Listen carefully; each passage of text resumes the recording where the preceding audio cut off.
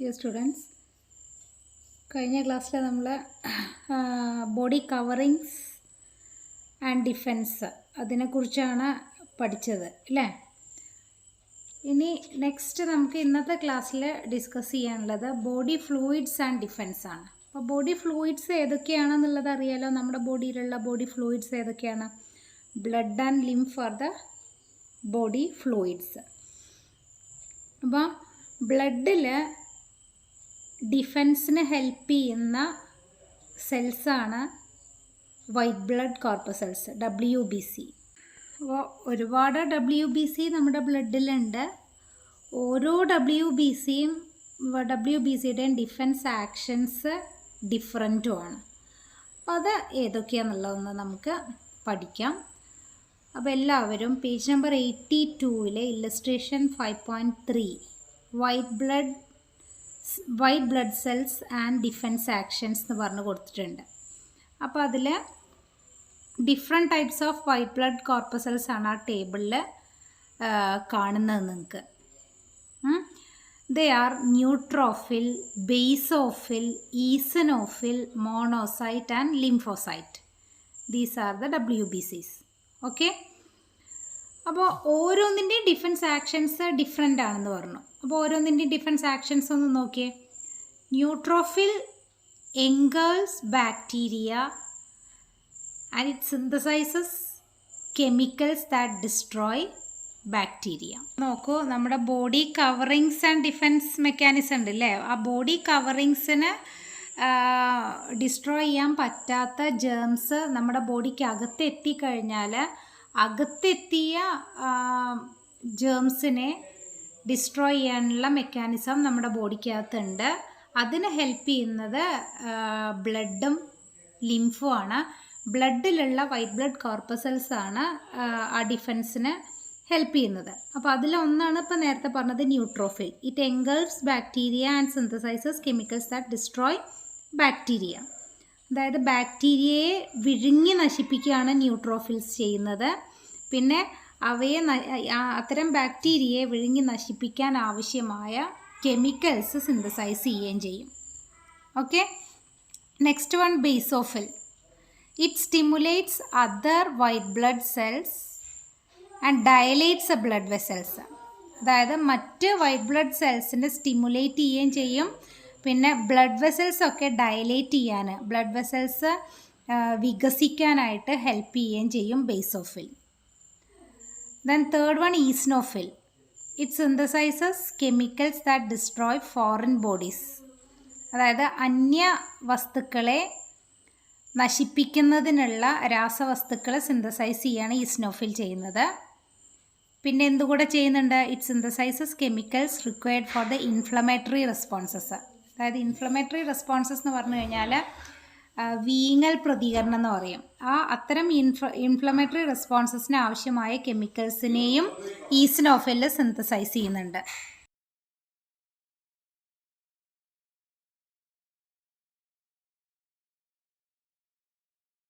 ഇപ്പോൾ ഈസ്നോഫിലിൻ്റെ functions, defence actions എന്തൊക്കെയാണ്?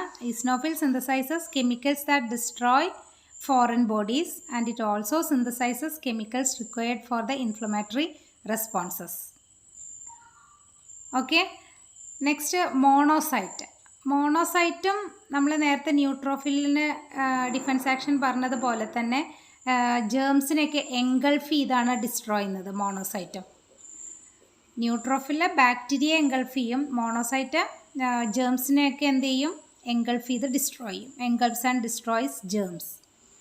Then last one, lymphocyte. Lymphocyte അതായത് വൈറ്റ് ബ്ലഡ് കോർപ്പസൽസിലെ ഈ ഡിഫെൻസ് ആക്ഷനിൽ ഏറ്റവും ഇമ്പോർട്ടൻ്റ് ആയിട്ടുള്ള റോള് ഈ ലിംഫോസൈറ്റ്സിനാണ്.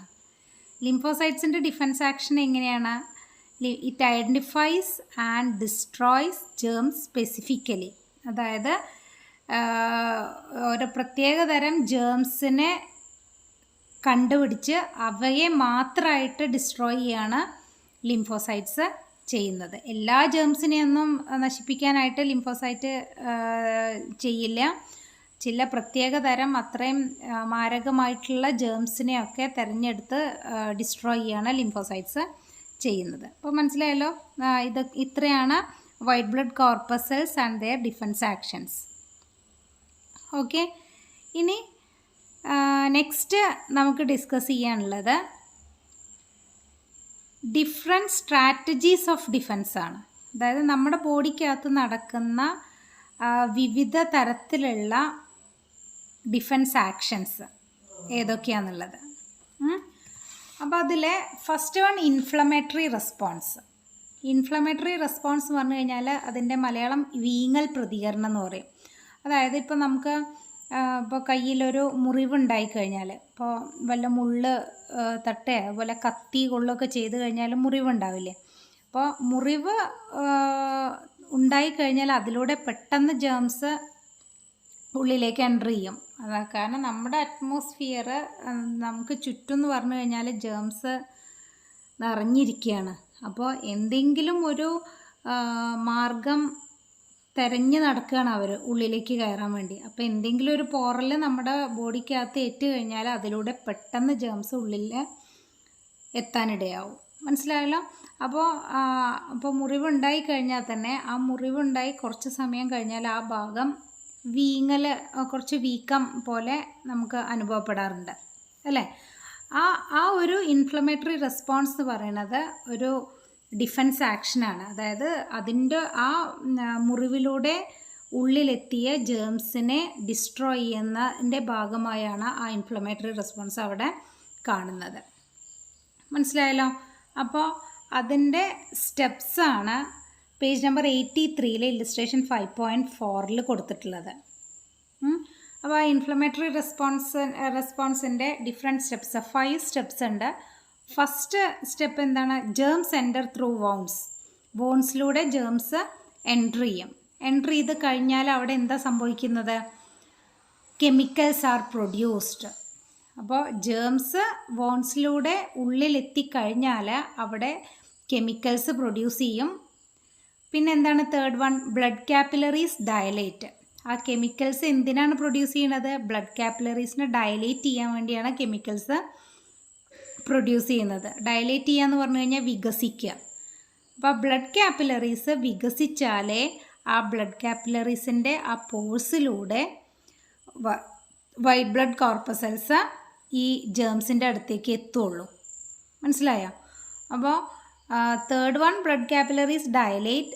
Fourth one white blood cells reach the wound site through the walls of the capillaries. അപ്പോൾ ആ കാപ്പിലറീസ് ഡയലേറ്റ് ചെയ്ത് കഴിഞ്ഞാൽ ആ കാപ്പിലറീസിൻ്റെ വാളിലുള്ള പോഴ്സിലൂടെ ഈ വൈറ്റ് ബ്ലഡ് കോർപ്പസൽസ് വൗണ്ട്സിനടുത്തേക്ക് എത്തപ്പെടും. മനസ്സിലായല്ലോ. എത്തിക്കഴിഞ്ഞാൽ പിന്നെ എന്താ ചെയ്യുക? ആ വൈറ്റ് ബ്ലഡ് കോർപ്പസലായിട്ടുള്ള ന്യൂട്രോഫിലും മോണോസൈറ്റും ഒക്കെ അവിടെയുള്ള ജേംസിനെയൊക്കെ എൻഗൾഫ് ചെയ്ത് ഡിസ്ട്രോയ് ചെയ്യും. അതായത് വിഴുങ്ങി നശിപ്പിക്കും. ഓക്കെ, അപ്പോൾ ഒന്നുകൂടെ പറയാം. ഫസ്റ്റ്, ജേംസ് എൻ്റർ ത്രൂ വോൺസ്. ജേംസ് വോൺസിലൂടെ എൻ്റർ ചെയ്ത് കഴിഞ്ഞാൽ chemicals are produced. Then blood capillaries dilate. White blood cells reach the wound site through the walls of the capillaries. Neutrophils and monocytes engulf and destroy germs. അപ്പോൾ ഇതിനെയാണ് inflammatory response എന്ന് പറയുന്നത്. മനസ്സിലായോ? അപ്പോൾ next, അപ്പോൾ ഒരു ഡിഫൻസ് മെക്കാനിസമാണ് നമ്മുടെ ബ്ലഡിനകത്ത് നടക്കുന്ന ഒരു ഡിഫൻസ് മെക്കാനിസമാണ് ഇൻഫ്ലമേറ്ററി റെസ്പോൺസ് എന്ന് പറയുന്നത്. Next, phagocytosis. Phagocytosis is the process of engulfing and destroying of germs. Okay, what is phagocytosis? It is the process of engulfing and destroying of germs. അതായത് ജേംസിനെ engulf ചെയ്ത് നശിപ്പിക്കുന്ന, വിഴുങ്ങി നശിപ്പിക്കുന്ന ആ പ്രോസസ്സിനെയാണ് ഫാഗോസൈറ്റോസിസ് എന്ന് പറയാം. ഓക്കെ, അപ്പോൾ ഈ ഫാഗോസൈറ്റോസിസ് എന്ന പ്രോസസ്സിൽ എൻഗേജ് ചെയ്യുന്ന WBCനെയാണ് ഫാഗോസൈറ്റ്സ് എന്ന് പറയുന്നത്. മനസ്സിലായല്ലോ? The cells that are engaged in this process are called phagocytes.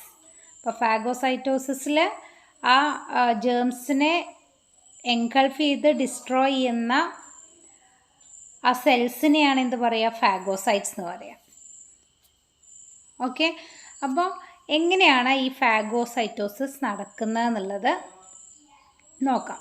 അപ്പോൾ പേജ് നമ്പർ 84 ഇല്ലസ്ട്രേഷൻ 5.5 ഒന്ന് ശ്രദ്ധിക്കുക എല്ലാവരും. അപ്പോൾ അവിടെ ആ ഒരു യെല്ലോ കളറിൽ കാണുന്നത് ഒരു ഫാഗോസൈറ്റാണ്. ഈ എൻഗൾഫ് ചെയ്ത് ഡിസ്ട്രോയ് ചെയ്യുന്ന WBC ഏതൊക്കെയാണെന്നുള്ളത് നമ്മളിപ്പോൾ നേരത്തെ പറഞ്ഞു. ഏതൊക്കെയാണ്? മോണോസൈറ്റും ന്യൂട്രോഫിലും ആണ് എൻഗൾഫ് ചെയ്ത് ഡിസ്ട്രോയ് ചെയ്യുന്ന WBCs. മനസ്സിലായല്ലോ? അപ്പോൾ ഈ ന്യൂട്രോഫിലിനെയും മോണോസൈറ്റിനെയാണ് ഫാഗോസൈറ്റ്സ് എന്ന് അറിയപ്പെടുന്നത്. അപ്പോൾ ഒരു ഫാഗോസൈറ്റ് ആണ് അവിടെ കാണിച്ചിട്ടുള്ളത്. നമ്മുടെ ബോഡിക്കകത്ത് ജേംസ് എൻ്റർ ചെയ്ത് കഴിഞ്ഞാൽ ഈ ഫാഗോസൈറ്റ് എന്ത് ചെയ്യും? ജേംസിനടുത്തേക്ക് എത്തും. ജേംസിനടുത്ത് എത്തിക്കഴിഞ്ഞാൽ അത് ആ ഫാഗോസൈറ്റിൻ്റെ മെംബ്രെയിൻ സാക്കിനകത്തേക്ക് എൻഗൾഫ് ചെയ്യും ആ പാത്തോജനെ. എൻഗൾഫ് ചെയ്ത് കഴിഞ്ഞാൽ ആ ഫാഗോസൈറ്റിൻ്റെ ആ സെല്ലിനകത്തുള്ള ലൈസോസോം ഈ മെംബ്രെയിൻ സാക്കുമായിട്ട് കമ്പൈൻ ചെയ്യും. ലൈസോസോം മെംബ്രെയിൻ സാക്കുമായിട്ട് കമ്പൈൻ ചെയ്യും.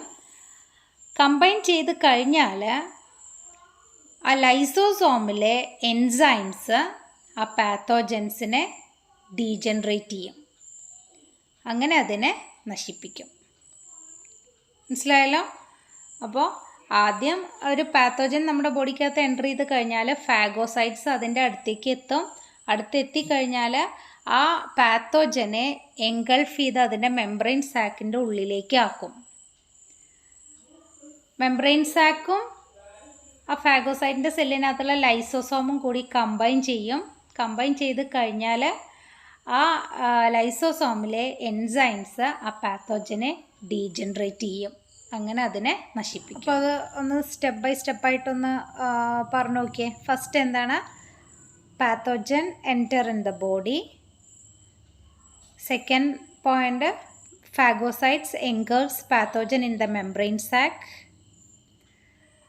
Third one, lysosome combines with the membrane sac. Last one, the pathogens are degenerated and destroyed by the enzymes in lysosome. Okay.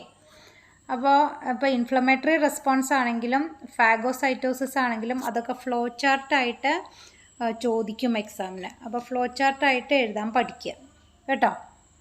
അപ്പോൾ ശ്രദ്ധിക്കൂ, ഒരു മുറിവ് നമ്മുടെ ബോഡിയിലുണ്ടായി കഴിഞ്ഞാൽ അതിലൂടെ ജേംസ് ഉള്ളിലേക്ക് എൻട്രി ചെയ്ത് കഴിഞ്ഞാൽ നടക്കുന്ന ഡിഫൻസ് മെക്കാനിസങ്ങളാണ് ഫാഗോസൈറ്റോസിസും ഇൻഫ്ലമേറ്ററി റെസ്പോൺസസൊക്കെ.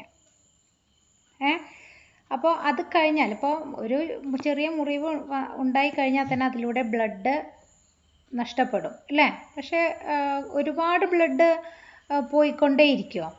ഒരിക്കലും ഇല്ല. കുറച്ച് സമയം കഴിഞ്ഞാൽ ആ ബ്ലഡ് താനെ അങ്ങോട്ട് സ്റ്റോപ്പ് ആവുകയും ചെയ്യും അല്ലേ? ബ്ലഡ് ക്ലോട്ടാവും.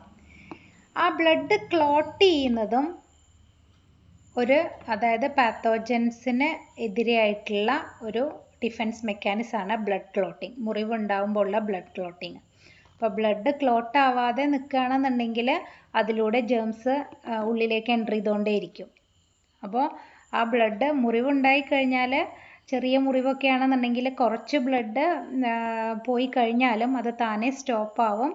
അത് ഒരു തരത്തിലുള്ള ഡിഫൻസ് മെക്കാനിസമാണ് ഈ blood clotting. Next defence mechanism is blood clotting. അപ്പോൾ അത് സ്റ്റെപ്പ് ബൈ സ്റ്റെപ്പായിട്ട് നോക്കാം. അതിൻ്റെ എങ്ങനെയാണ് ഈ ബ്ലഡ് ക്ലോട്ടിങ് നടക്കുന്നത് എന്നുള്ളത്. ഒരു വോൺസ് ഉണ്ടായിക്കഴിഞ്ഞാൽ മുറിവേറ്റ ഭാഗത്തുള്ള ടിഷ്യൂസ്, പ്ലേറ്റ്ലെറ്റ്സൊക്കെ ഡീജനറേറ്റ് ചെയ്ത് ത്രോംബോപ്ലാസ്റ്റിൻ എന്ന് പറഞ്ഞ ഒരു എൻസൈം അവിടെ ഫോം ചെയ്യും. ഈ ത്രോംബോപ്ലാസ്റ്റിൻ എന്ന എൻസൈം പ്ലാസ്മയിലുള്ള പ്രോത്രോംബിനെ ത്രോംബിനാക്കി കൺവേർട്ട് ചെയ്യും. എന്തിൻ്റെ ഹെൽപ്പോടെ എന്നറിയോ? With calcium ions and vitamin K. Thromboplastin എന്ന എൻസൈമ് പ്ലാസ്മയിലുള്ള പ്രോത്രോംബിനെ ത്രോംബിനാക്കി മാറ്റും with the help of calcium ions and vitamin K. അപ്പോൾ ഈ ത്രോംബിന് ഫൈബ്രിനോജനെ ഫൈബ്രിൻ ഫൈബേഴ്സ് ആക്കി മാറ്റും. ത്രോംബിൻ ഫൈബ്രിനോജനെ ഫൈബ്രിൻ ഫൈബേഴ്സ് ആക്കി മാറ്റും. ഈ ഫൈബ്രിൻ ഫൈബേഴ്സ് ഉണ്ടാക്കുന്ന നെറ്റ്വർക്കിൽ RBCസും പ്ലേറ്റ്ലെറ്റ്സും ഒക്കെ കുടുങ്ങി അവിടെ ബ്ലഡ് ക്ലോട്ട് ഫോം ചെയ്യും. മനസ്സിലായോ? അപ്പോൾ മുറിവുണ്ടായ ഭാഗത്ത് എങ്ങനെയാണ് ബ്ലഡ് ക്ലോട്ടിങ് നടക്കണമെന്നുള്ളത്. അപ്പോൾ ഫസ്റ്റ് എന്താണ്? Tissues of wounded part and platelets degenerate to form an enzyme called thromboplastin. എന്താണ് first step? Tissues of wounded part and platelets degenerate to form an enzyme thromboplastin. Second, with the help of calcium ions and vitamin K, thromboplastin converts prothrombin in plasma to thrombin. Okay, calcium അയോണിൻ്റെയും vitamin കെയുടെയും സഹായത്തോടെ thromboplastin പ്രോത്രോംബിനെ ത്രോംബിനാക്കി മാറ്റും, convert ചെയ്യും.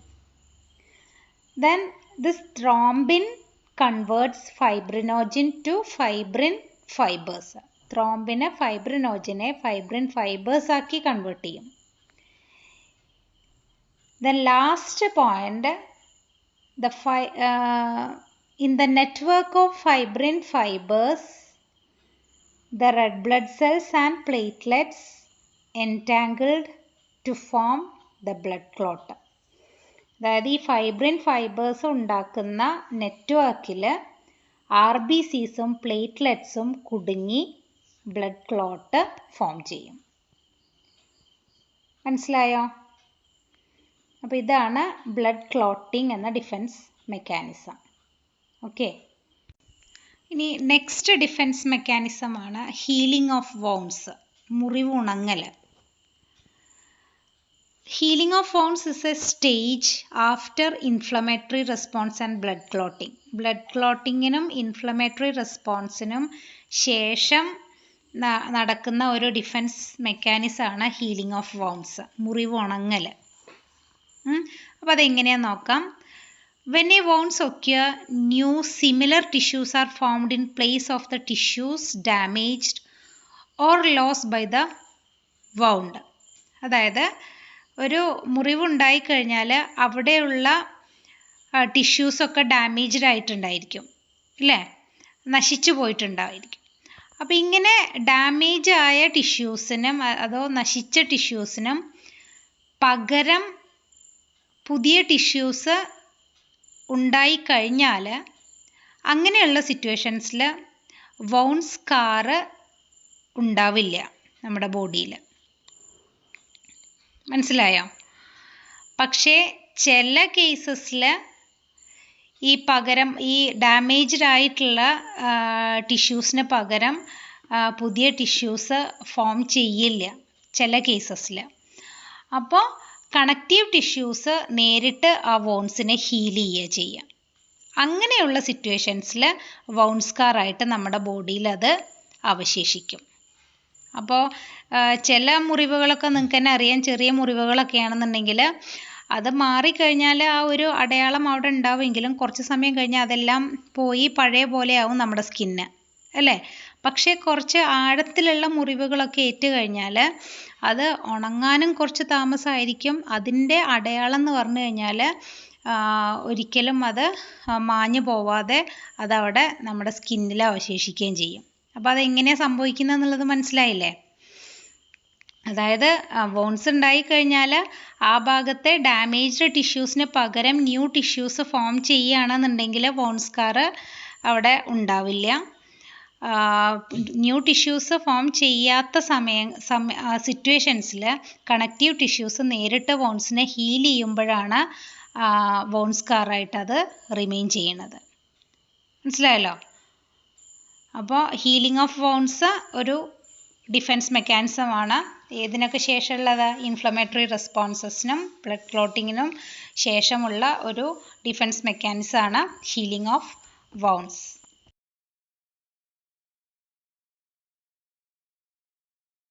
ഇനി last ഒരു defence mechanism കൂടിയുണ്ട്. അത് ഫീവറാണ്. Fever a defence mechanism. അപ്പോൾ പനി ഒരു രോഗമല്ല. നമ്മുടെ ബോഡിക്കകത്ത് വല്ല പാത്തോജൻസോ ഓർ ജേംസ് എൻറ്റർ ചെയ്ത് കഴിഞ്ഞാൽ അതിനെ ഡിസ്ട്രോയ് ചെയ്യാൻ വേണ്ടി നമ്മുടെ ബോഡി സ്വയം ടെമ്പറേച്ചർ റേസ് ചെയ്യുകയാണ് ഫീവറായിട്ട് നമുക്ക് അനുഭവപ്പെടുന്നത്. മനസ്സിലായല്ലോ? അപ്പോൾ എന്താണ് ആ പനിയുടെ പിന്നിൽ നടക്കുന്നത് എന്നുള്ളതൊന്ന് നമുക്ക് നോക്കാം. പേജ് നമ്പർ 85 ഫ്ലോ ചാർട്ട് ശ്രദ്ധിക്കുക എല്ലാവരും. And the pathogens enter the body. Pathogen ബോഡിക്കകത്ത് എൻ്റർ ചെയ്ത് കഴിഞ്ഞാൽ the presence of toxins produced by the pathogens stimulates the white blood cells. അപ്പോൾ പാത്തോജൻ ബോഡിക്കകത്ത് എൻ്റർ ചെയ്ത് കഴിഞ്ഞാൽ ആ പാത്തോജൻസ് ടോക്സിൻസ് പ്രൊഡ്യൂസ് ചെയ്യും. ആ ടോക്സിൻസ് നമ്മുടെ ബ്ലഡിലുള്ള WBCയെ സ്റ്റിമുലേറ്റ് ചെയ്യും. അപ്പോൾ WBC സ്റ്റിമുലേറ്റ് ചെയ്യപ്പെട്ട് കഴിഞ്ഞാൽ നെക്സ്റ്റ് എന്താ നടക്കുക? The chemical substances produced by the white blood cells raises the body temperature. അപ്പോൾ വൈറ്റ് ബ്ലഡ് സെൽസ് സ്റ്റിമുലേറ്റ് ചെയ്യപ്പെട്ട് കഴിഞ്ഞാൽ ആ white blood cells chemical substances produce ചെയ്യും. ആ കെമിക്കൽ സബ്സ്റ്റൻസസ് നമ്മുടെ ബോഡി ടെമ്പറേച്ചർ കൂട്ടും, ഇൻക്രീസ് ചെയ്യും. മനസ്സിലായോ?